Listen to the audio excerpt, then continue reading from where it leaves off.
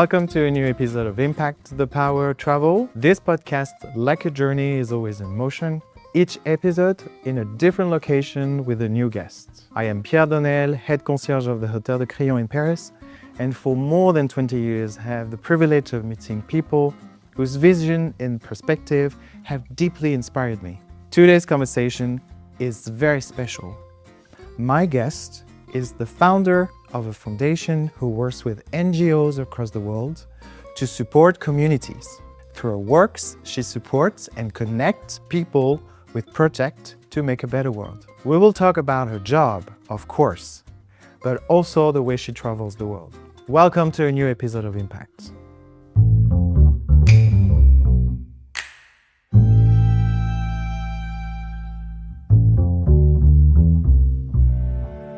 Negar Tayyar, bonjour. Bonjour, Pierre. How are you today? I'm good. How are you? I'm good. Thank you so much. Thank you for hosting us. We are Thank you for being your here. apartment. We have a lot to share with the audience today. And we met pretty recently, but it was a match, I can say. And I want you to share to the audience or your life, work, trips, of course. But let's start by the first question. Who are you? How do you want to introduce yourself? You know, it always depends. Mm-hmm. The one thing that I liked when I moved here about a year ago was that, at least in Paris, people say ça dépend all the time because it's really true. Today, I would say I wear many hats. It's very Middle Eastern. You know, you always have to have many. But they all revolve around philanthropic work. And what it actually means is to find people who have the means and want to do good in the world, if it's for other people or the environment, and to connect them to those that are carrying the issues that those people who have the means want to support. So 10 years ago, I started a philanthropic fund, and it's focused on displaced people, people who had to flee their homes because of war or climate disasters. Just like my family and I, we had to flee Iran many, many years ago. We're going to talk about that. We'll talk about that, but it's basically, it's like a matchmaker. It's finding those with resources and matching them to incredible people with big ideas. And making magic happen. So what was your journey to Paris? Because you are now based in Paris for about a year. Yes. But before that, you were 10 years in the US. But let's start from the beginning. You have if such you good might. memory. Sure. So the part with Paris was, it was just supposed to be 6 weeks. And now it's been a year. And I have lived and worked in so many places. It's probably around 12 or 15, I forget. Only? I remember when we talked about it, to me, it was so many countries that I can feel like it's more than 15. I sometimes mess it up, yes. And I've traveled also, so sometimes, you know, we talked about traveling. Sometimes you spend 2 weeks in a place and it feels like you live there. Yeah. And sometimes you travel to a place for longer, but you cannot feel the country. It's totally different. It can be... Completely. Germany felt like that. Yeah. You know, you said, can we start in the beginning? Somewhere in the middle, Germany happened. So, yeah, because you said that you were born in Iran and then you moved all around with your family. So inside the country itself. But then after Iran, you went to Germany. So you spent a lot of time in Germany. I did. And it's exactly like you said. Sometimes you spend a long time in a place and it never really feels like home. Germany was like that for me. Yeah. I was there between the ages of 6 and when did I leave? It felt like I escaped Germany as soon as I had my master's degree. And I took my passport and I left and never returned to the age of 24. So the biggest chunk of my time I spent there so far, but it never felt like that's a place I would call home. Paris, it's only been a year and it feels like home already. Yeah. Already. Great. And so after Germany, so you decided to escape, leave Germany. What happened? I was so desperate to get close to what was home, the place I was born, where I had to flee at the age of 5. And as you said, even in the first 5 years, we were never in one place for a long time. We would always be on the move. So I was desperate to get as close to home as I could possibly do. So I found a job in Azerbaijan. And my family and I, we are from the northern part of Iran. So we are ethnic Azeris. We speak the language. And I thought, Azerbaijan is not Iran, but it's very close. But you So that's where decided it's to go there by yourself, leaving your family in Germany. And because that internship was paid so badly, my mom remembered the family that was hosting us when we had fled Iran. We spent some time in Azerbaijan too, right after the Soviet Union was basically collapsing.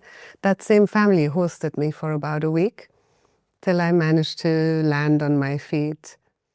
And I went because I wanted to be around the people that look like me, eat the same food as I do, speak my language. And it turned out to be a little bit of a different story, as always. Yes. But it means that you were looking for something to remind you your country, your original country. Yes. But it means that in between, you were raised in this culture, or it's not the story? Oh, it is. It is a little bit like, in some ways, it's a little bit like in Iran. Our experience in Germany was like that because in Iran, till today, due to the regime, there is a life that happens inside, which is very different than the public life. The moment you leave your home and you have to veil yourself and leave a lot of yourself at home because it's not safe to carry it out in the public. Yeah. In Germany, it was kind of like a version of that because when I would come home, the flavors of the basmati rice, there is always meat, always a lot of music. My mom loves music. Everything looks very different, smells very different. The moment we leave our apartment, it was, a little bit of German bleakness and rigidity. Yeah, so that's one of the reasons you decided to move closer to your origins. Yes. I was hungry to be in a place where nobody would ask you the most basic questions of what is your name? Yeah. What does it mean? Where do you come from? Oh, your German accent is very wonderful. I wanted to be in a place where I would just be accepted as the way as I am, and there wouldn't be so many questions around my identity. It would be self-explanatory, but it wasn't. Yeah? It was the same questions. Where are you coming from? Why is your accent like that? And, there is do you know that song by Madonna where she says she always loves a lover when he's very far away? So the further I got from Germany, the more I started loving Germany. Because I realized over the years, have become more German than I thought or feel comfortable. Yeah, and to maybe say you had a dream about your original country, and in reality is something totally different, and it grows maybe differently than what you thought, and from your memory. So that's probably the reason. So what happened after that? It was a little bit of a shock. Yeah. Because things were a little bumpy and finding my way around was different. And I realized this idea of us and them continues even in that place that is so close to where I was born. And that did something to my thinking in terms of and that's actually really the beginning of why I started moving around so much, because I realized in no place will I ever feel I fully belong. I might as well go and travel the world.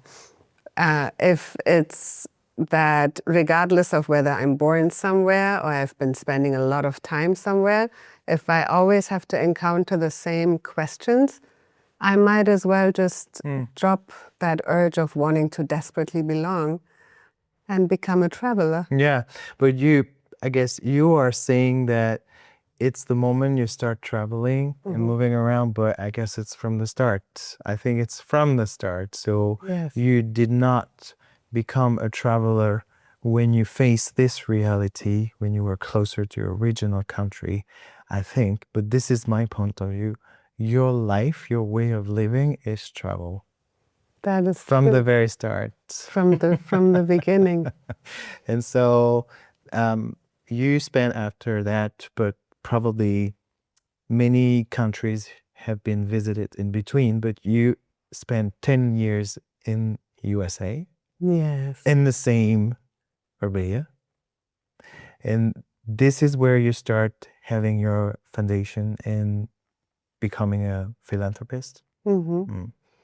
It happened like many magical things. It happened around a table with a lot of food. And I literally stumbled into that. I wasn't even supposed to be there. And we talked about it. Usually the invitations you want to just refuse are the ones that you should not refuse because there is something waiting for you. So over lamb chops and a lot of kale, you know, Californians love their kale is sacred. Over a lot of kale and lamb chops, we were having conversations about the movement of refugees across Europe, because 1 million people had crossed into Europe.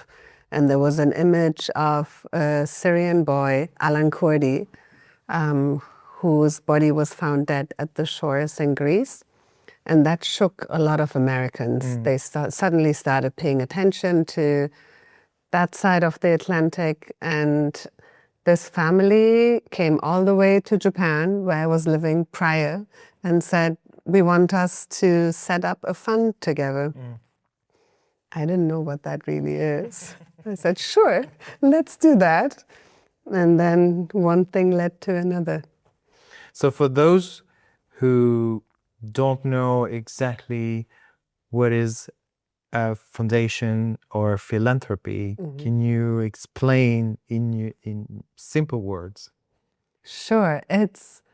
Philanthropy basically is, imagine you have resources at your disposal, you have issues that you really care about, and you can put your money into the issues that you really care about. And it's not like welfare from the government where it's very restrictive, there is a lot of bureaucracy around it, but it's very flexible, and you really get to pick and choose what are the things that you want to invest in. Philanthropy is basically that. It's the flow of money from one place to another, but it's investing, but the return is not for profit. The return is to have children go to school, to have people... To make life better. To make life better. Yeah. Yes. All right. So your expertise, if I might say, is finding the right people with the funds for the perfect match with an NGO, for instance. It's like we talked earlier, we were talking about treasure hunting. It's a little bit like treasure hunting, but with a good cause. It's finding those that have resources, and in conversations and in relationship, finding out what do they really care about. And it's vetting and finding organizations all over the world. Currently, we are supporting work in 65 countries. All right. And matching those two pieces together. And the foundation really is to very simple, is to provide people the opportunities that human beings need in order to not only survive, but also to thrive. It ranges from access to water, education, access to doctors, But supporting originally it was for displaced people, and now it's a little bit more global. It's still with displaced people, Yeah. but there are so many issues that connect with it. If we think about in Lebanon, where we have been supporting work for now 8.5 years, it was originally to support Syrian refugees who were stuck in Lebanon. But slowly, after the blast and other events that were happening in Lebanon, we were also supporting Lebanese communities. So you can't, if it's that web of, you can't really say it's only education or one set of people. Once you start caring, it becomes this whole web because more global, because Yes. everything is interconnected. And so your life is travel again. Yes. You find a way, if I might say again, to travel the world for the good reasons. Yes. Because you are sourcing by yourself and with the team the right people in the right places. What was the last destination, for instance? The last place was Hong Kong, and it was magical. It was absolutely magical. I always wanted to go to Hong Kong for many reasons. Because it was the first time. It was the first time. And it's funny because when I visit places for the first time, my friends make bets about, is she going to move there? What do you think? How high is the chance that she's going to say, I'm going to just stay here for a little longer? And the visit to Hong Kong was focused on meeting people who are running nonprofits all across Asia, from Indonesia to the Philippines to Malaysia, Burma, and to also meet the philanthropists who are investing in the work. We do, a lot of our work happens in community with one another. We work with a lot of people all over the world. And what is the next trip booked? It's booked already. And it's going to be a destination I haven't been to. It's going to be Indonesia, Malaysia, and Thailand as well. All right. Because we are supporting a lot of different communities that are persecuted in their countries, from the Rohingyas all the way to the Karen community that is originated in Burma. So a lot of the organizations that we support there are run by women, which is, I love to support organizations that are led and run by women. So it's going to visit them. Why is it so important for you to go and meet them? It's a very, very good question. It relates to something we have talked about around when you read about something, it's very different than experiencing something, particularly when it's about work like that. You can read so many really good reports that claim this and that work is being done, but you don't know the way in which the support is being provided. So it's about going to see who is really carrying the work, what are the communities really experiencing, other things that we have missed thinking about. I remember when I visited Kenya and Uganda for the first time, because we support a lot of work there, I realized, most of the meetings are with men.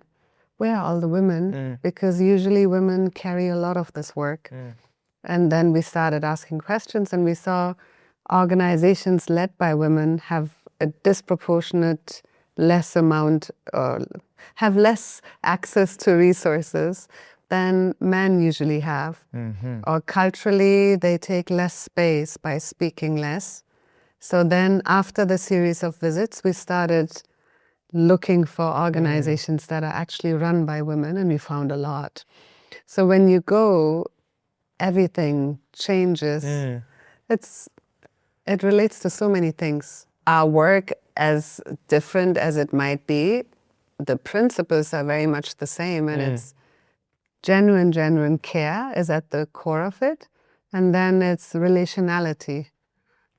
It's building relationships with people and going beyond just transactions, because we could see our work as just moving money from one place to another, but it's so much more than that. Yeah, so that's why it's so important for you to travel, but you cannot be everywhere in the world. So you have team in each countries to relate.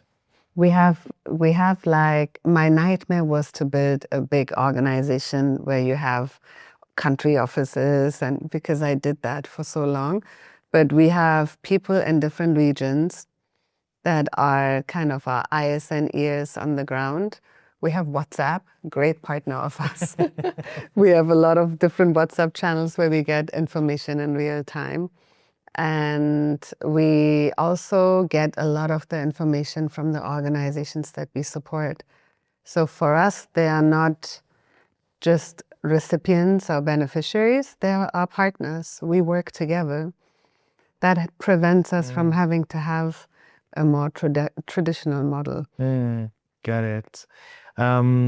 So that's why it's so important for you to travel, to meet them and to face the reality and to adjust, probably. How many countries are you based in? In terms of the work that we do, we are now supporting work in 65 countries. All right. Think of it as like all the way from Ecuador to the Thai-Burmese border. It really spans the whole globe. And I interact with a team of probably around 25 people that are anywhere between Mexico City, Kampala in Uganda, Chiang Mai at the Thai-Burmese border. They are all spread all over. Are there countries that you're not based in that you really want to go, but you can't find the perfect match for the moment? Oh, that's a very good question. Nobody has asked me that question. There are places I would love to visit that I haven't been able to, which is Sudan, for instance. We support a lot of work there, and I would love to go and meet the organizations we are supporting. And there are places that I wish we could support, such as the Congo, for instance, but we haven't had a good opportunity to actually support organizations. It's actually Congo and Nigeria. All right. I've been dying to go to Nigeria for a long time and to support work there too, because the country is going through a lot, but not yet. So we talked about your foundation. We haven't seen the name yet. Yeah, it's funny. I noticed when you said that. The work is now 10 years old, but for the first 10 years, we have done everything under the radar. Not because there is anything to hide, but more because we wanted to keep it private. And then it was intentional? It was intentional, yes. And then I think with everything that happened around the world, we realized that now is not the time to be quiet anymore. There was a moment where we thought doing this work quietly is us placing the emphasis on the organizations and the places that we support. We didn't want to take front and center in that way. And now I realize, no, the times that we live in now, we have to use our voice. And I think the current experience with Iran, where my family amongst 90 other millions of people are not able to speak, that did something. And I've been talking to my team about it. And people are saying, finally, it took you so long. They were waiting for that. They were waiting for that because they are proud of the work.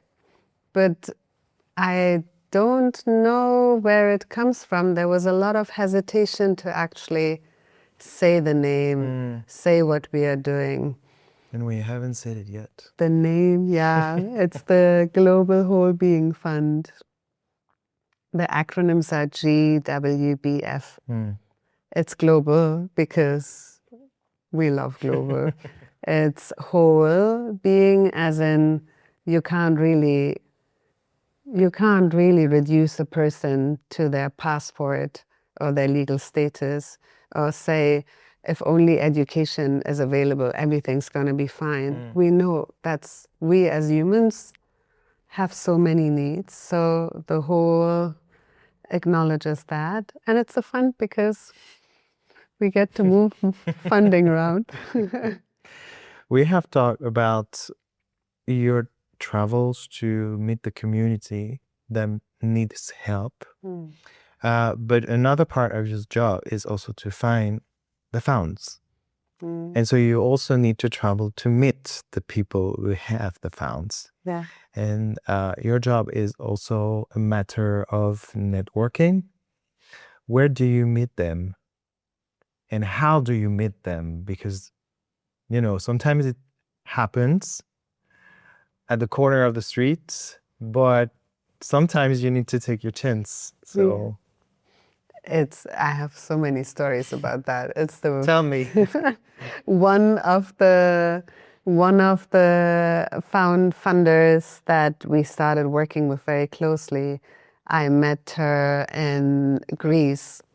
She really wanted to see the different refugee camps because she is a psychologist by training, and later in life became a philanthropist. And we traveled to Lesbos Island, which was one of the hotspots.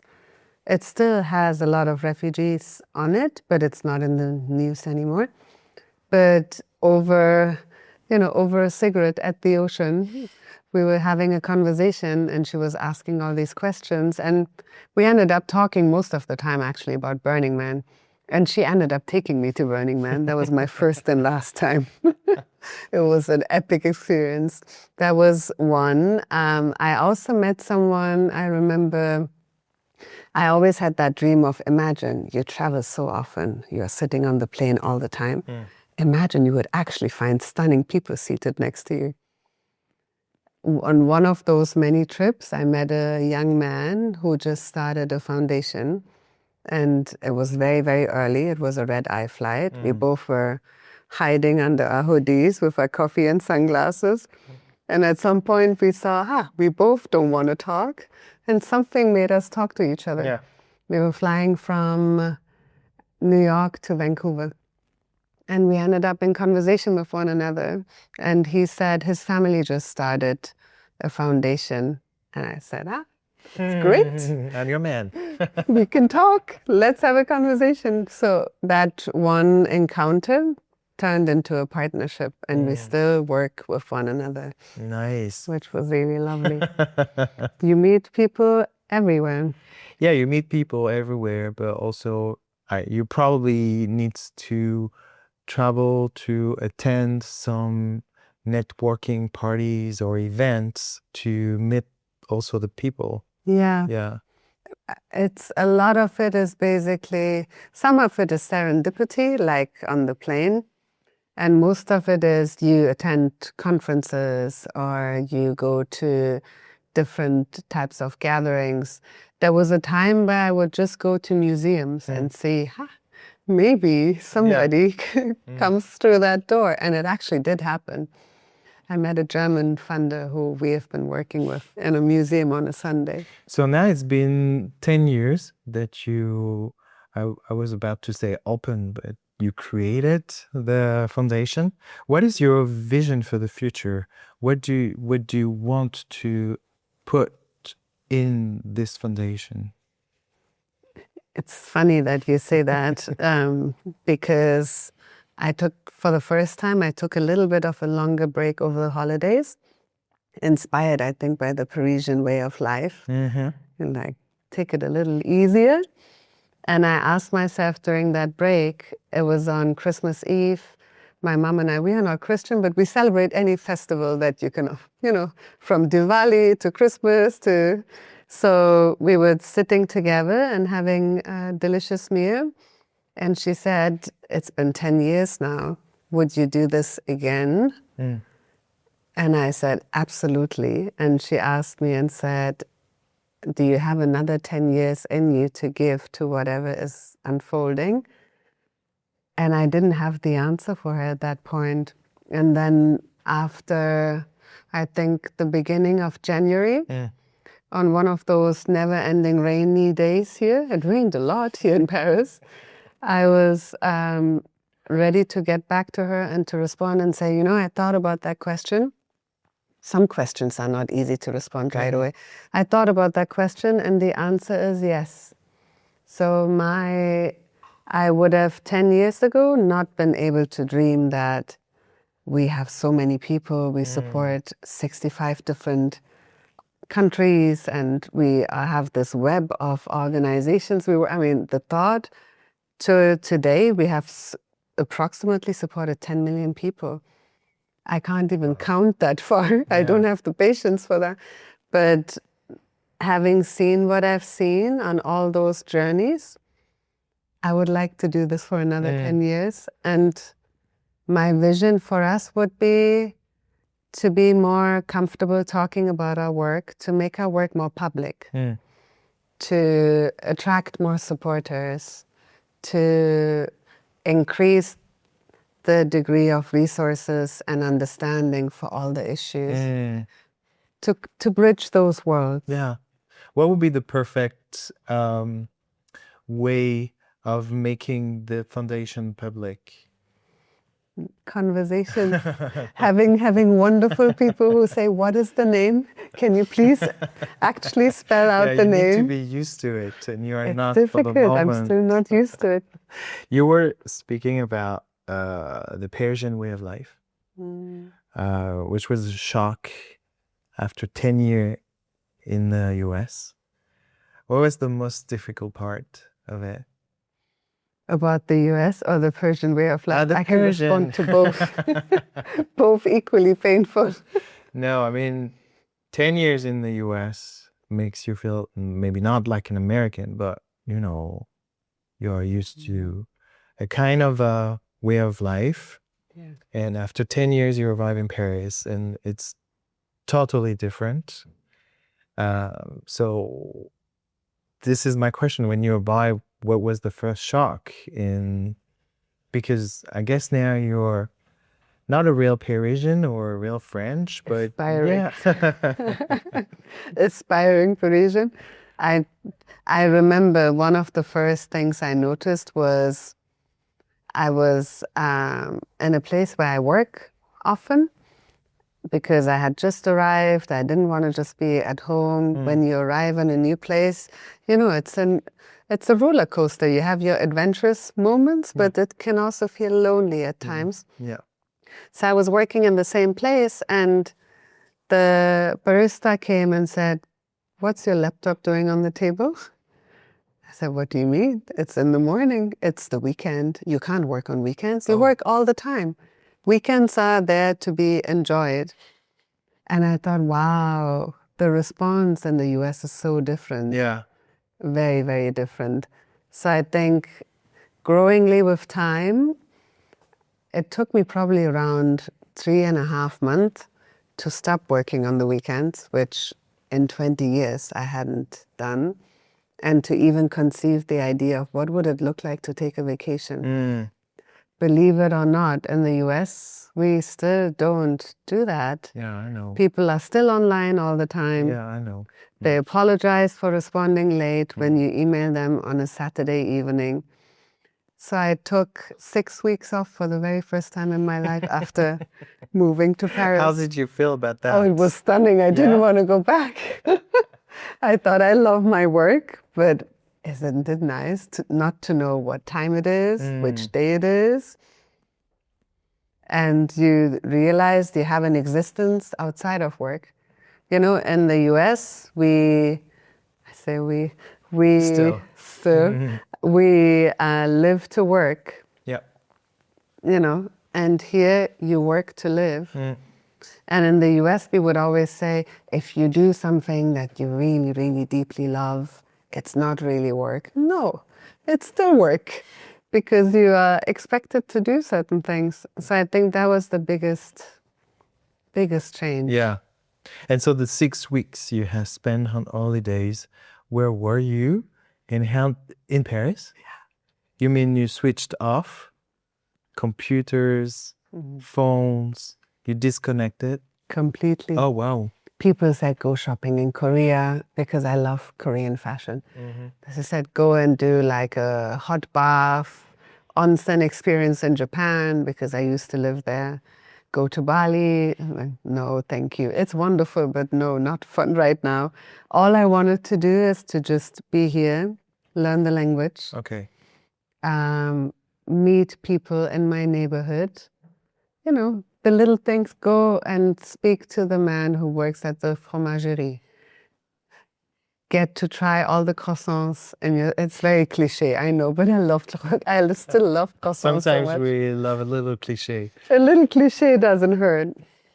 So no, I spend it here to just connect to this place because I would love to call it home for a while. Yeah, and probably it's the reason now you can call it home in a way, and you can feel it that you're part of the city. But it's interesting to see like the way, because you are traveling all the time for your work, and the way for you to explore a different way of traveling is to stay in the place that you choose for 6 weeks or whatever. But 6 weeks is already a lot, huh? And to be disconnected from everything mostly. Yeah, very interesting. Very interesting to be. It's like a slow traveling things, you know, like when you go to a destination and you choose to not moving all around and see what's going to happen and be able to meet the people. But I think it's part of your job, a part of that. So I guess you are doing probably mostly the same that you are doing in your work, but on vacation, and you are learning how to do it on vacation.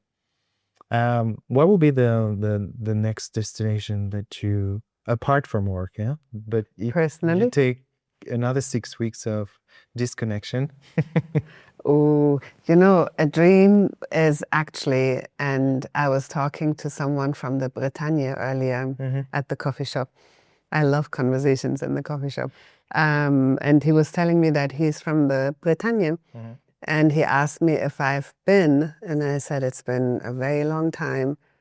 We used to do school exchanges from, you know, With Germany Germany? and France, trying to make up for all the, you know, which hasn't really worked very well. But I realized France has so many beautiful places. And it would be really nice to spend 6 weeks just hopping on the train and figuring out and exploring the different parts of France. Because each Because feels since very you're in distinct. Paris, Just been in. yeah. I think the furthest I've been has been Cannes for the film festival. But that's it. What was the purpose of going to the film festival? I was dipping my toes in the film work because I love storytelling. And I thought, imagine you could marry the work that we do with very, very powerful storytelling / cinema. It's So- another way of making public. That's actually, yeah. If you ask me, if I answer that question honestly, a dream would be to bring the stories that we see. It's such a gift that we have access to those stories, to bring those stories to life and to connect the world to all these different glimpses that we are able to catch, but they wouldn't necessarily. That would be Your magnifique, you would say. That would be a dream. Yeah. Thank you so much, Negar. It was a real pleasure to have this conversation. I have one last question for you. I used to ask to my guests after this episode that we did together, who would you like to hear about this topic? I have someone in mind. That's a very easy question. Only one? it has to be him. He is, I do injustice to all the other people that I've met because I meet so many people. Yeah. But if they would know his story, they would forgive me for saying what I'm about to say. And what I'm about to say is that Giles Dali, the person that I have in mind, is one of the most extraordinary human beings that I've met in my life. He is a remarkable storyteller and a director. He started a foundation after he lost both of his legs and one of his arms. He's a triple amputee who stepped on a bomb in Afghanistan. And for 45 days, he could only blink. And he was fighting for his survival. He had 37 surgeries. And then as soon as he was able to move, guess where he went? He went to Afghanistan. And he is a remarkable human being who has used travel in the way I have not ever seen anyone travel. And he does these little things of, he comes from the front lines of Ukraine where he supports a lot of work there. And the Global Wellbeing Fund is funding that work. See, I'm trying to be more public. And he brings pickled tomatoes from the front lines of the war and then chops them up, because he's also a chef, of course, and cooks it up into a really delicious meal. I think you would love having a conversation with him. I think so, yeah. Thank you so much, Negar. It was a pleasure. Thank you for having me.